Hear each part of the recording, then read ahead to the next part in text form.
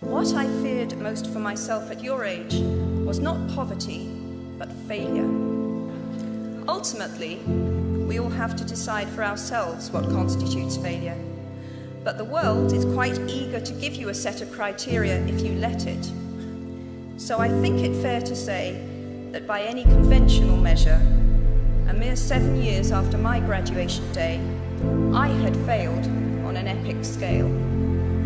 An exceptionally short-lived marriage had imploded, and I was jobless, a lone parent, and as poor as it is possible to be in modern Britain without being homeless.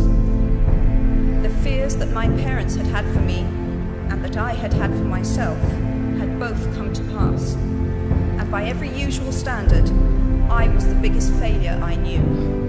I had no idea then how far the tunnel extended, and for a long time, any light at the end of it was a hope rather than a reality.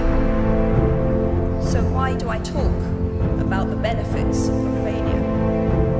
Simply because failure meant a stripping away of the inessential. I stopped pretending to myself that I was anything other than what I was, and began to direct all my energy into finishing the only work that mattered to me. Had I really succeeded at anything else, I might never have found the determination to succeed in the one arena where I believed I truly belonged.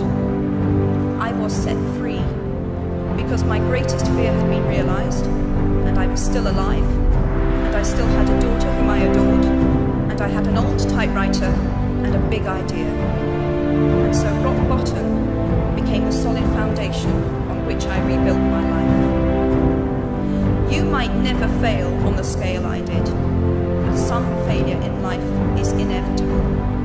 It is impossible to live without failing at something, unless you live so cautiously that you might as well not have lived at all, in which case you fail by default. Failure gave me an inner security that I had never attained by passing examinations. Failure taught me things about myself that I could have learned no other way. I discovered that I had a strong will, and more discipline than I had suspected. I also found out that I had friends whose value was truly above the price of rubies. The knowledge that you have emerged wiser and stronger from setbacks means that you are, ever after, secure in your ability to survive. You will never truly know yourself, or the strength of your relationships, until both have been tested by adversity. Such knowledge is a true gift, and for all that it is painfully won, and it has been worth more than any qualification I ever earned. So given a time turner, I would tell my 21-year-old self that personal happiness lies in knowing that life is not a checklist of acquisition or achievement. Your qualifications, your CV, are not your life, though you will meet many people of my age and older who confuse the two. Life is difficult and complicated and beyond anyone's total control, and the humility to know that will enable you to survive its vicissitudes. Imagination is not only the uniquely human capacity to envision that which is not, and therefore the fount of all invention and innovation.